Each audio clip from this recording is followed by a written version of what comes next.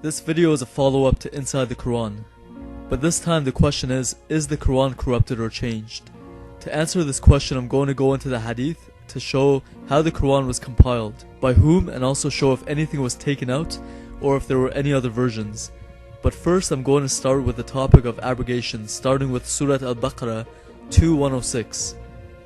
Whatever communications we abrogate or cause to be forgotten, we bring one better than it or like it. Do you not know that Allah has power over all things? And then there is Surah An-Nahl 16:101. And when we change a verse in place of another, and Allah knows the best of what He sends down, they say, "You are but a forger." Nay, but most of them know not.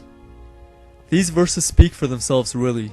Now I know full well what the abrogation of the Mecca verses are, but don't you ever wonder how an all-knowing and all-wise God could change His mind so much in the space of 23 years and in the length of 114 chapters? Plus, if the Quran was written on tablets in heaven from the beginning of time, why did Allah wait 2,000 years after the Torah and 600 years after the Gospel to reveal it? And why would those tablets have Allah changing His mind so much? Especially when according to the Quran His words cannot be changed, nor can the meanings. But there are, according to some Islamic scholars, over 200 abrogations in the Quran. With that being said, how eternal could something be if it is cancelled out? Which is exactly what happens to those Mecca verses. They are cancelled out for something better, which means the Mecca verses were not perfect. Meaning, according to the Quran, God is an imperfect being who makes mistakes. As I said before, in the space of 23 years and 114 chapters, He cancelled out over 200 verses. Now, on to the main point of the video. Is the Quran corrupted? In order to find the answer to that, we would have to go to historical documents on how it was transmitted and compiled. Now, I'm going to use only the hadith of Sahih Bukhari, since they are considered as the most trusted collection of hadith. I'm going to start with a quick background on the compilation of the Quran, which is not my own understanding, but according to the hadith. First off, despite what you may have heard, the Quran was not compiled during the life of Muhammad. Regardless of some claims that he oversaw the final assembly of the Quran, that is simply not true according to Islamic sources. The manuscripts, some of which were written on palm stalks, thin white stones, and also on the hearts of some men, meaning some verses were memorized. They were all compiled first under the authority of Abu Bakr by Zayd bin Thabit, and then later the final version, which is the one read by Muslims today, was put together by Uthman, around 20 years after Muhammad's death. Again, this is all according to the hadith. Okay, so I'm going to start with the hadith on the compilation of the Quran, how it was put together and by whom. And also, in this hadith, it talks about the burnt versions which Uthman burned, meaning before the final Quran was put together, there were other versions. Sahih Bukhari, Volume 6, Book 61, number 509, narrated Zayd bin Thabit. Abu Bakr as-Sadiq sent for me when the people of Yamama had been killed, i.e., a number of the Prophet's companions who fought against Musaylama. I went to him and found Umar bin al-Khattab sitting with him.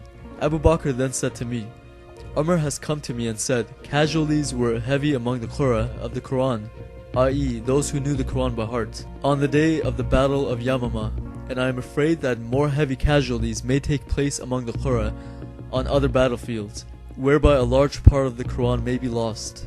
Therefore I suggest you, Abu Bakr, order that the final Quran may be collected. I said to Umar, how can you do something which Allah's Apostle did not do? Umar said, by Allah, that is a good project. Umar kept on urging me to accept his proposal till Allah opened my chest for it and I began to realize the good in the idea which Umar had realized. Then Abu Bakr said to me, you are a wise young man and we do not have any suspicion about you. And you used to write the divine inspiration for Allah's Apostle. So you should search for the fragmentary scripts of the Quran and collect it in one book. By Allah, if they had ordered me to shift one of the mountains, it would not have been heavier for me than this ordering me to collect the Quran. Then I said to Abu Bakr, how will you do something which Allah's Apostle did not do? Abu Bakr replied, by Allah, it is a good project. Abu Bakr kept on urging me to accept the idea until Allah opened my chest for what He had opened the chests of Abu Bakr and Umar. So I started looking for the Quran and collecting it from what was written on palm stalks, thin white stones, and also from the men who knew it by heart, till I found the last verse of Surah Al-Tawbah. with Abi Khuzaymah al-Ansari, and I did not find it with anybody other than him. Volume 6, Book 61, number 510. Narrated Anas bin Malik. Hudayfa bin al-Yaman came to Uthman at the time when the people of Sham and the people of Iraq were waging war to conquer Armenia and Azerbaijan. Hudayfa was afraid of their differences in the recitation of the Quran. So he said to Uthman, "O chief of the believers, save this nation before they differ the book of the Quran, as Jews and Christians did before." So Uthman sent a message to Hafsa saying, "Send us the manuscripts of the Quran so that we may compile the Quranic materials in perfect copies and return the manuscripts to you." Hafsa sent it to Uthman. Uthman then ordered Zayd bin Thabit, Abdullah bin al-Zubair, Zayd bin Alas, and Abdurrahman bin Harith bin Hisham to rewrite the manuscripts in perfect copies. Uthman said to the three Qurayshi men, "In case you disagree with Zayd bin Thabit on any point in the Quran, then write it in the dialect of Quraysh." The Quran was revealed in their tongue. They did so, and when they had written many copies, Uthman returned the original manuscripts to Hafsa. Uthman sent to every Muslim province one copy of what they had copied, and ordered that all the other Quranic materials, whether written in fragmentary manuscripts or whole copies, be burnt. Zayd bin Thabit added, "A verse from Surat Al-Ahzab was missed by me when we copied the Quran, and I used to hear Allah's Apostle reciting it. So we searched for it and found it with Khuzaymah bin Thabit al-Ansari. That verse was, 'Among the believers are men who have been true in their covenant with Allah.'" A few points to bring up from this hadith are: 1. Note that some of the verses were lost in the Battle of Yamama, so the Quran is not complete.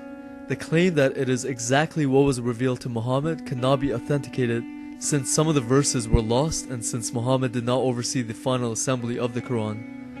2. Zayd bin Thabit collected it from fragments written on palm stalks, thin white stones, and also some of the verses were memorized by some men.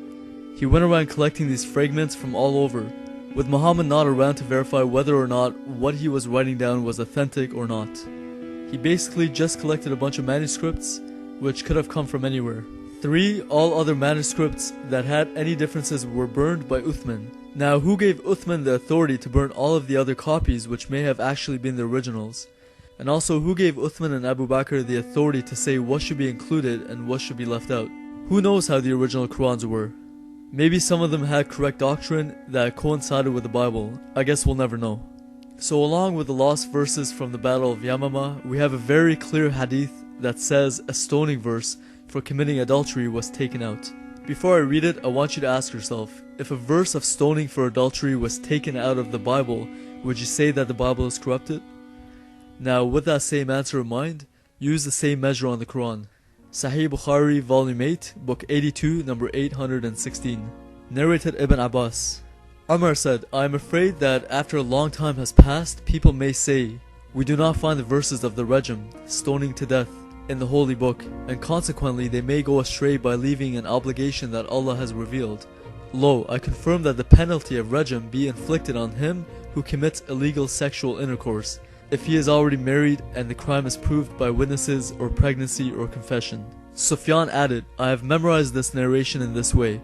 Umar added, "Surely Allah's Apostle carried out the penalty of rajam, and so do we after him." We don't see the stoning verse anywhere in the Quran. What we do see is that in Surat An-Nur 24:2, the penalty for fornication or adultery is to flog each of them with 100 stripes.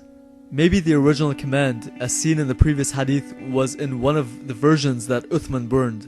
But the question needs to be asked, again, who gave authority to whom to take out the stoning verse? And what else was taken out? What we do know is that according to Muslims' own sources and according to the best collection of hadith, the Quran was changed or at least tampered with by Uthman after a very questionable compilation done by Zayd bin Thabit. Then of course, even more questionable is how Uthman burned every copy that differed from his. So as we saw in my previous video inside the Quran, according to the Quran the Bible hasn't been changed. And as we have seen from Muslims' own sources, the hadith, the Quran is changed. Either changed by Uthman or corrupted from the beginning by Zayd bin Thabit or by Muhammad, even before Zayd bin Thabit. With the Quran we have a book that claims to be from God, the God of Abraham, but it contradicts the God of Abraham in too many ways to count.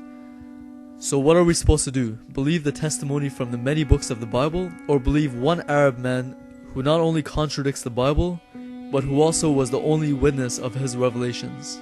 We all need to search for the truth wherever it may lead. The truth will set you free. This life is temporary, we all need to think where we will spend eternity.